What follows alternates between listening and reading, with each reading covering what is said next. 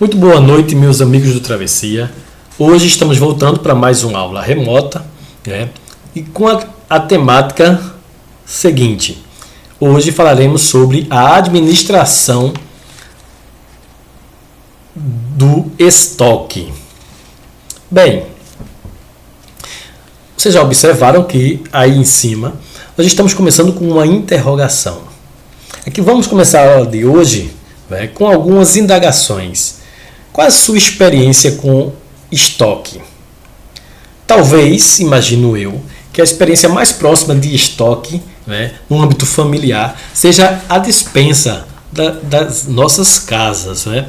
Como é que você faz essa reposição? Como é que você controla essa despensa? Bem, me parece um mecanismo muito simples utilizado. Né?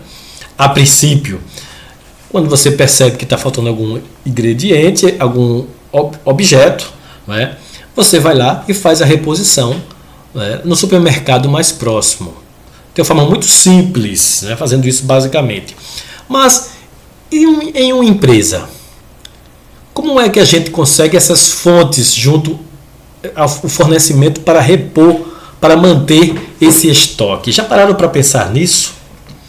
Vamos pensar, né, você aí de casa e eu daqui, um pouco sobre isso. Vamos lá. Fornecedores seria uma boa pedida, um bom exemplo? Sim, fornecedores sim. Né? Os fornecedores eles trazem para a gente uma grande possibilidade de mantermos esse estoque em dia das empresas. As empresas buscam os seus fornecedores, ter esse contato com os seus fornecedores. Outro exemplo, vamos a outro exemplo. Representantes seria um bom exemplo? Sim, os representantes, né, podem sim, junto às empresas, eles representam por suas vezes as suas empresas, o seu material de trabalho, e acaba sendo uma fonte importante, né, para as empresas. Revistas, feiras de eventos. As feiras de eventos, nós sabemos, né, temos feiras aí de diversos tipos de produtos, especificamente falando, que são importantes, que são visitadas pelas empresas. Né? Então as feiras e eventos também seriam fornecedores para manter esse estoque a princípio. Pesquisas, sim, pesquisas também seriam um exemplo interessante para manter esse fornecimento junto às empresas. Mas e se eu falasse aqui sobre a avaliação de desempenho desses fornecedores, que é outro elemento que tem a ver com o estoque? Olha, você tem os fornecedores, né? Hipoteticamente falando, temos os fornecedores, você tem uma empresa, tem os fornecedores, e como é que você avalia esses fornecedores? Se ele é um bom fornecedor ou se ele não é um bom fornecedor? A ideia é que a partir dessas indagações a gente possa ver quanto é importante, quantos elementos estão envolvidos com a manutenção, né, de um estoque de forma eficiente para a empresa. A princípio a gente pensa que é uma coisa um pouco simples, mas nem tanto assim. E essas indagações têm esse objetivo de fazer com que a gente reflita, né, e perceba que realmente não é tão simples assim e é muito importante. Né? O estoque, a administração do estoque é de fundamental importância para a saúde, para os objetivos da empresa. Então vamos lá, pensando na avaliação de desempenho desses fornecedores. Se ele é um bom fornecedor ou se ele não é um bom fornecedor para o estoque das empresas. Então, eu aqui trouxe alguns elementos para que a gente vá refletindo. Vamos ao primeiro deles. Prazos. Gente, trabalhar com prazos, né? As empresas buscam sempre o lucro. Então, se você imagina que o prazo é algo fundamental, né? Se você imagina que hoje trabalhar com um prazo significa é muito importante para as empresas, sim, porque ela vai poder planejar a forma de pagar, né, utilizando aí o tempo para isso. Então ela não vai precisar investir todo o seu capital ou um grande capital de uma vez. Então é claro que as empresas, né, têm todo um planejamento, né? E isso, os prazos mais longos tendem, né, a serem mais vantajosos ou não, dependendo da especificidade da empresa. Né? Então, prazos é um critério importante para os fornecedores. Se o fornecedor pode dar mais prazos, esse fornecedor é melhor do que aquele que dá menos prazos. Vamos ver outro critério, então. Preços, logicamente, né? Esse critério não precisa nem ser comentado, mas não pode ser analisado isoladamente. Não é só preço. Preço é um critério óbvio, não é? Mas outros, ele tem que estar em conjunto com outros critérios, como qualidade, como, não é, os prazos, enfim. Mas preço eu vou passar rapidinho, porque você, obviamente, já é um critério muito óbvio. Condições, gente. As condições também são muito importantes. Eu não estou conseguindo aqui colocar pronto. Não consegui ficar na mesma linha, mas enfim. Condições. As condições também são muito importantes. As condições, quando eu falo em condições, eu falo em todas as condições desse negócio. Porque é um negócio que envolve valores, né, significativos, que envolve prazos, que envolve entrega, que envolve um monte de coisa. Então, essas condições que vocês sentadas, resolvidas de forma em contrato, né, elas precisam ser avaliadas. Quem ofereceu as melhores condições? Outro aspecto interessante, a gente vai ver aí, é o atendimento.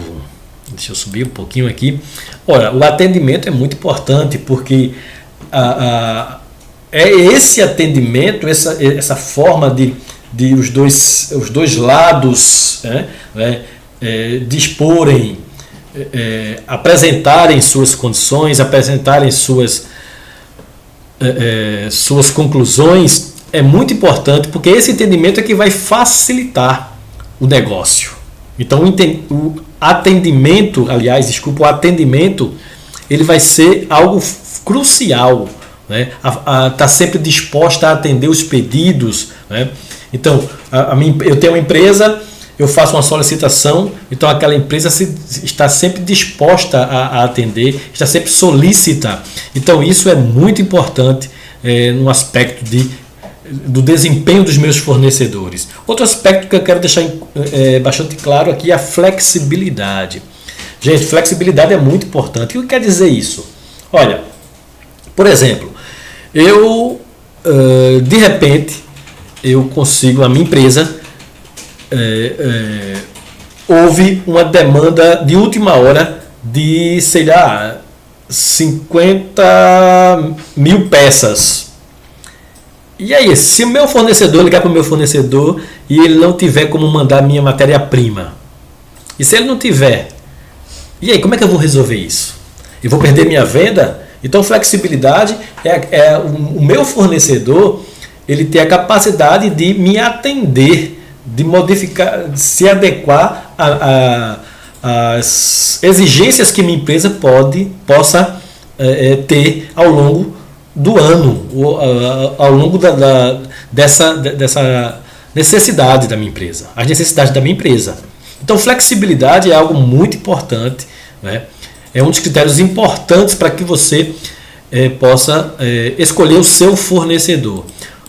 Outro critério muito importante é a entrega, né? Então, a gente vê entregar pontualmente, entregar na data certa, porque nós sabemos que tempo, né, é um dos critérios fundamentais. Pontualidade. Hoje ninguém quer esperar. Você compra um produto pela internet, né, e aí um dos critérios que você vai observar é o tempo para chegar na sua casa. É claro que o frete também, obviamente, mas o tempo de entrega. Então, tempo, logística, a gente já viu em aulas passadas, é fundamental. Então, a entrega desse material, né, para que a minha empresa possa ter esses materiais para minha produção, é fundamental, para que eu possa também cumprir os meus prazos. Então, a entrega também é um critério importante. E por que eu falei desses critérios? Para que você, aluno de Travessia, vá percebendo que eu estou falando simplesmente de critérios para escolher o meu fornecedor. que não é uma coisa tão simples. Veja quantos critérios a gente falou aqui de suma importância. Então aqui temos definição. Vamos começar com uma definição do que seria estoque, né? Para que a gente possa entender melhor isso aí. Então, estoques são materiais ou produtos que ficam fisicamente disponíveis, né, pela empresa. Até que momento? Até o momento de ingressarem no processo produtivo ou seguirem para a comercialização direta ao consumidor final. É justamente isso, está muito claro, né? Então, os estoques podem ser de matérias-primas, né? A maioria das vezes, e outros insumos, produtos em processos, produtos acabados, disponíveis para a comercialização e todos os demais materiais e insumos que a empresa utiliza e que necessitam estar armazenados nas suas dependências. Então, percebam, pode-se perceber que os estoques, não é, gente, são todos os materiais, sejam de qualquer espécie, que a empresa necessita utilizar na realização de seus negócios, né? E que ficam armazenados nas dependências da empresa para serem utilizados em momentos específicos da produção. Ficou muito claro, né, aqui essa definição do que seriam os estoques. Por que a gestão de estoque é tão importante? Esse é o próximo tópico que a gente vai falar um pouquinho sobre ele. Então vejam aí, a gestão de estoque é uma das chaves para o sucesso das empresas, visto que objetiva garantir o estoque ideal para a atividade, impedindo que haja excesso ou falta de estoques e assegurando que sempre que um cliente solicitar um produto, ele seja fornecido. Portanto, para tomar as melhores decisões para a empresa, é preciso conhecer em profundidade o funcionamento da atividade e as peculiaridades do setor, para que a empresa não venha a sofrer nem pelo excesso, nem pela falta de produtos e mercadorias. Então, a gestão de estoque, além de possibilitar que a empresa tome as melhores decisões, impede que ela cometa erros, como comprar itens desnecessários, apenas por estarem com preço atrativo. Né? Apenas por estarem com esse preço atrativo. Como funciona o processo de compra, gente? Vamos falar um pouquinho sobre isso? Vê só. A empresa descobre, primeiro, ordem de compra.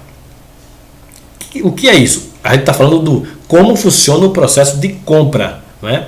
Então, primeira coisa, há uma ordem de compra. Isso está aí no livro de vocês.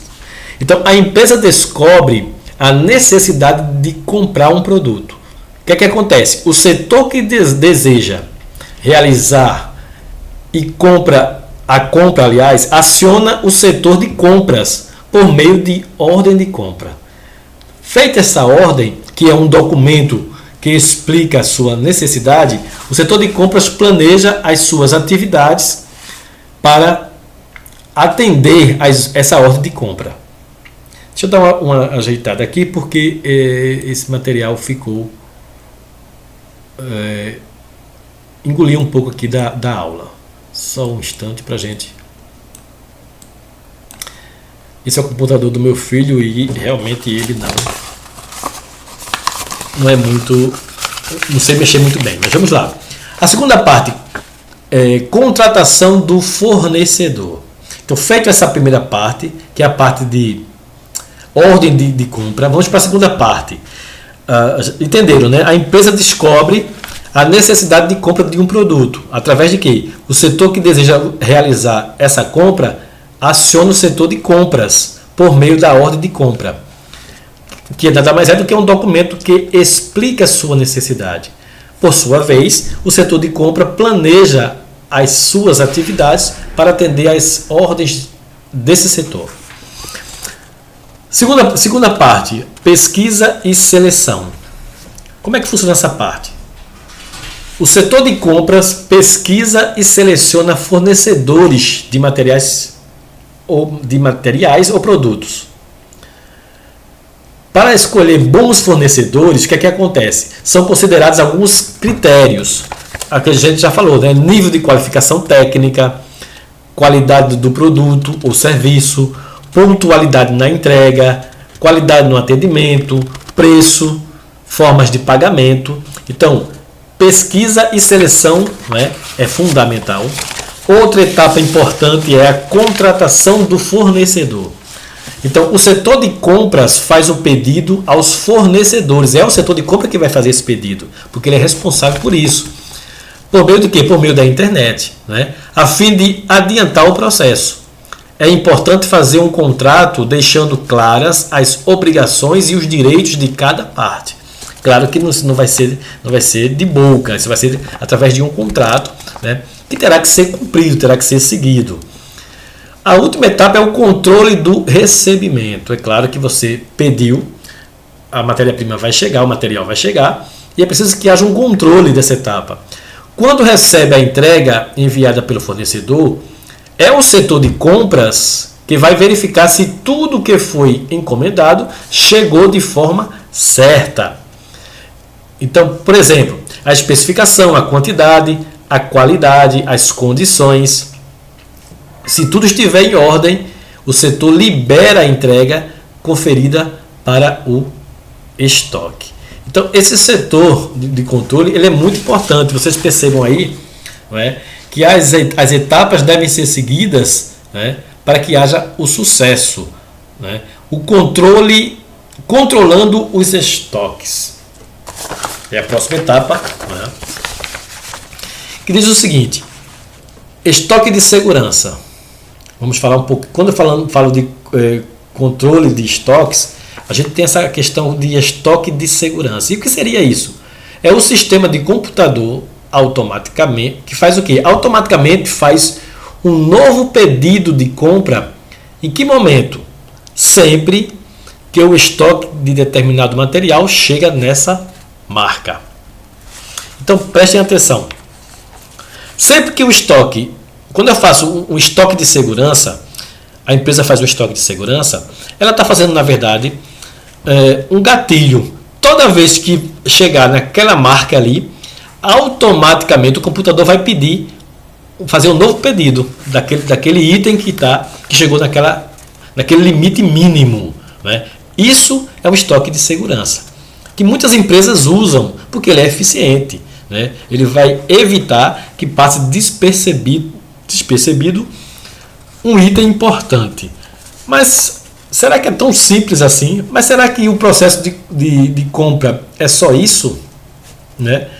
Ele é muito maior. Na verdade, o processo de comprar um item, não é? Era muito fácil se fosse só colocar lá tudo em estoque de segurança. Quando fosse descendo o nível, chegasse naquele mínimo, o gatilho disparava e o próprio computador pedia esse item, a reposição desse item. Mas não é tão simples assim. E não é tão simples assim porque todo o sistema é complexo. Né?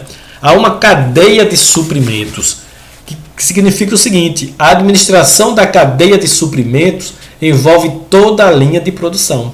Então a cadeia é muito grande. Por exemplo, envolve o produtor do item, o distribuidor desse item, o cliente, que é a empresa, o fornecedor desse item. Então é toda uma cadeia. Cada um desempenha um papel importante, né? Papel importante nesse sistema. A gente agora vai fazer um contraponto que está aí no livro de vocês também, né? Esse contraponto aí sobre essa cadeia de suprimentos.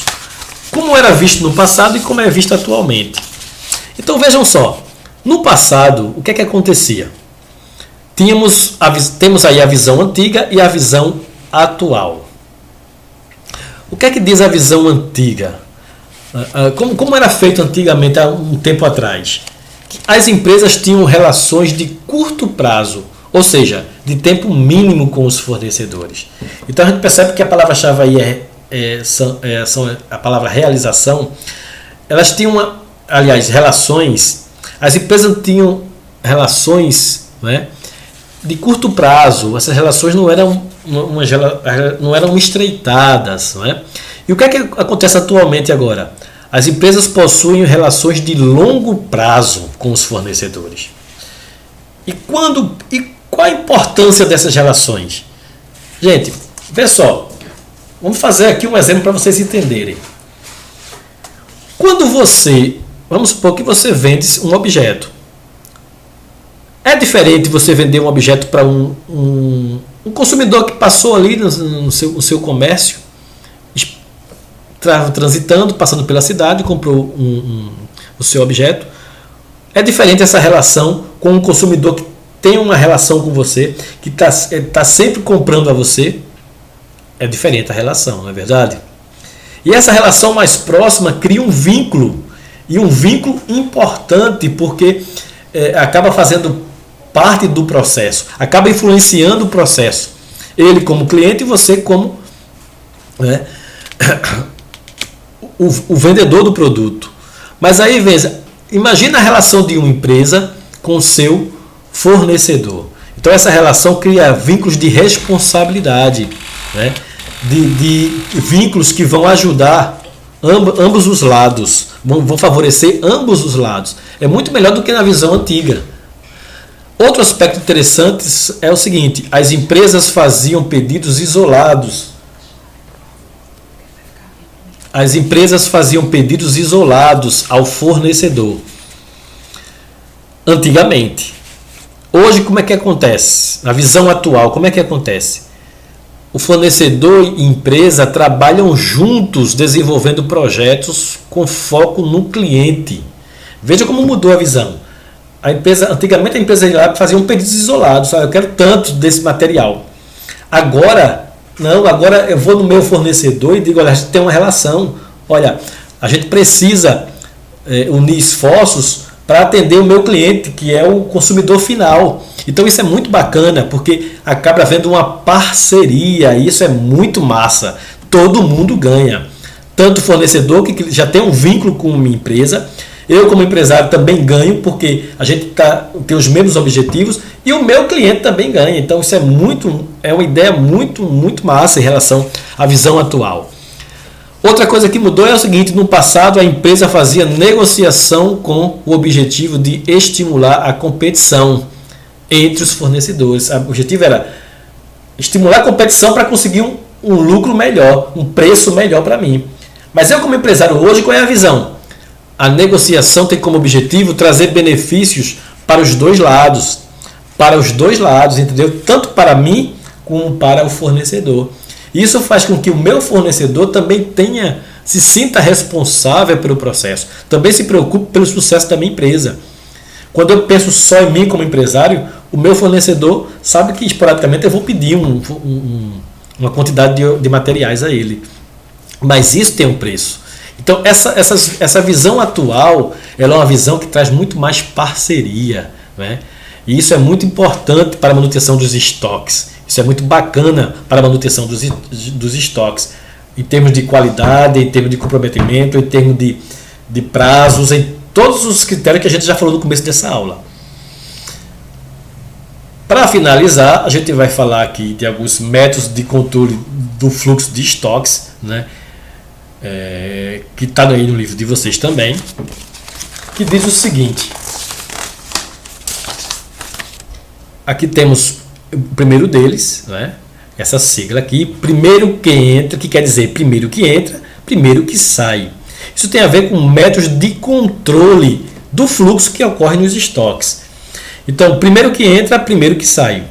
O material que quer dizer o quê? Quer dizer que o material que entrou primeiro no estoque deve ser o primeiro a sair, né? Basicamente isso. O primeiro material que entrou é o primeiro que vai sair. Isso é bacana porque acaba acontecendo um controle na questão da validade dos produtos. Então, se o produto entrou primeiro no meu estoque, ele vai ter que ser o primeiro a sair. É esse critério de fluxo. Entrou primeiro, sai primeiro, né? Para evitar que ele perca a validade. Outro critério é esse aqui. Primeiro que vence, primeiro que sai. Baseia-se, obviamente, o próprio nome já diz, no vencimento das mercadorias. Então, não é o primeiro que entra, é o primeiro que vai vencer. O primeiro que vai perder a validade é o primeiro que eu tenho que mandar.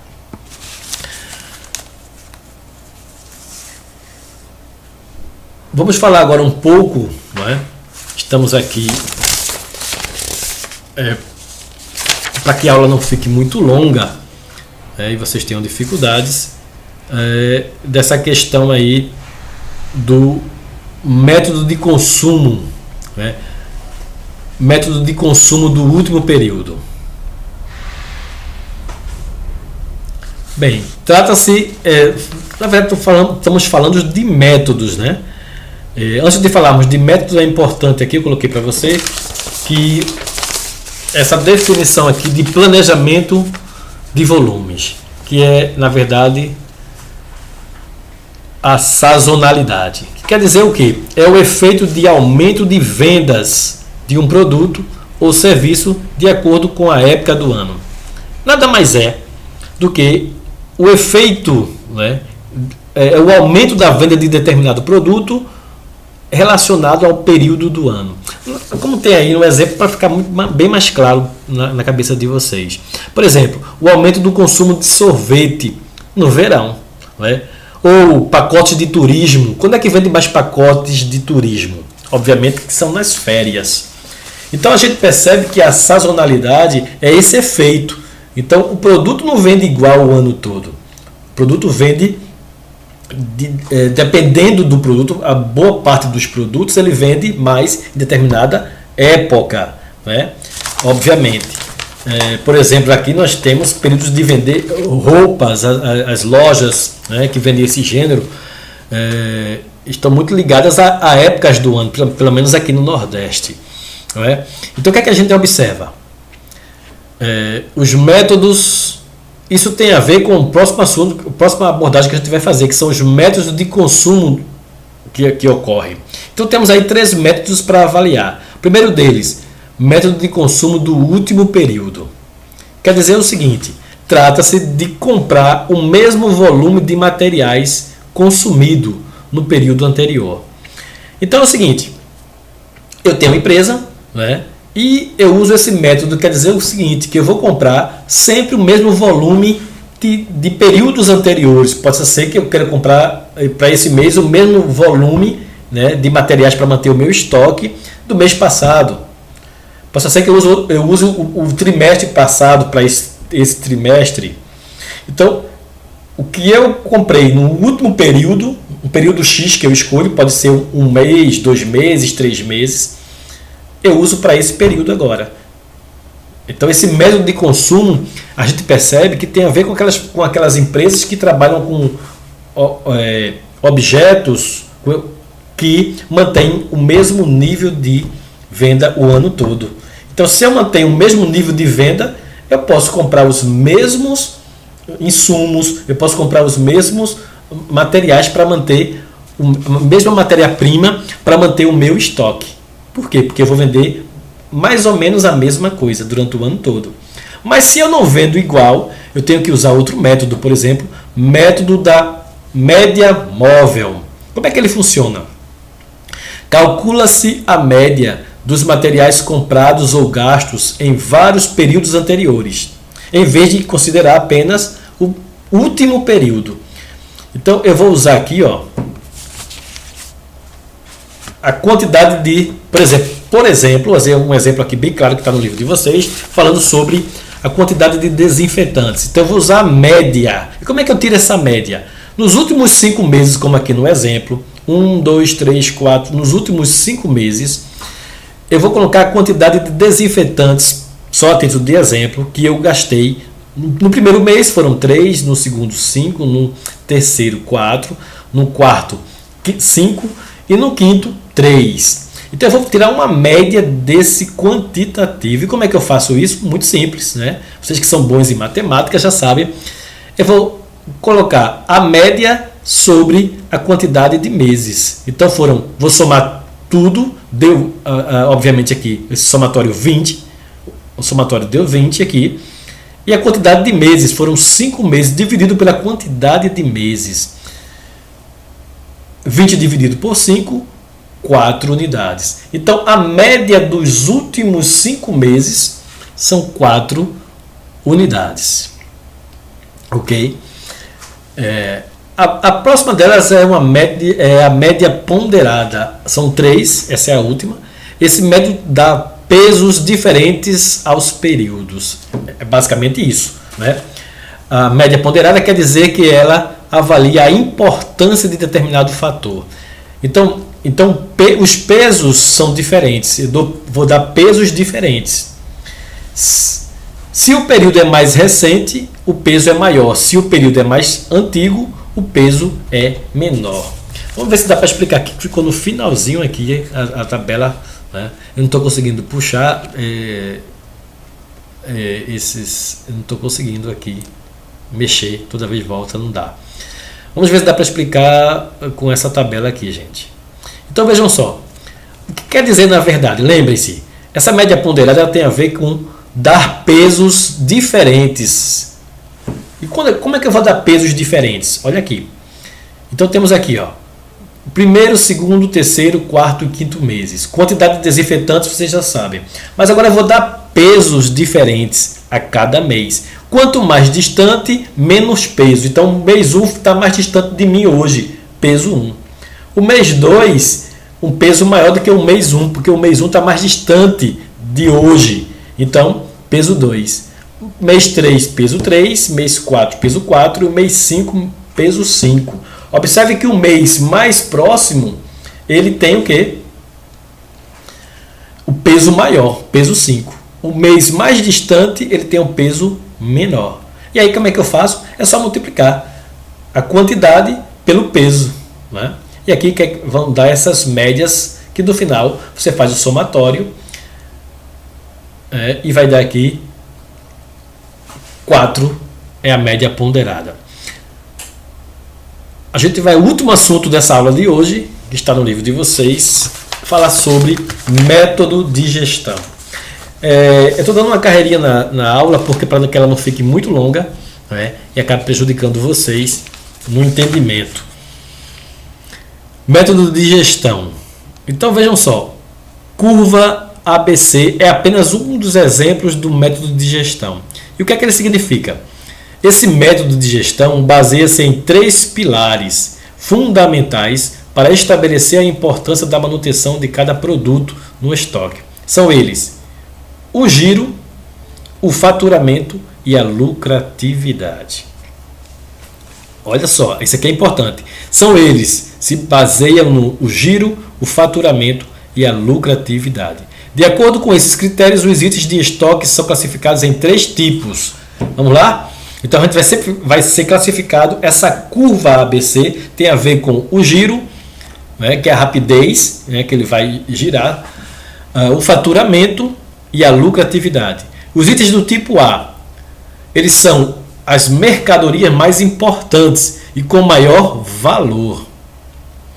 É preciso ter controle absoluto, visto que trata-se dos itens mais valiosos para a empresa, embora possam não ser os mais numerosos. Então esses itens são os mais valiosos, né? Eles não são a maior quantidade de itens existentes na empresa, não são, mas são os mais valiosos, né? E também são produtos que têm um giro razoável, né?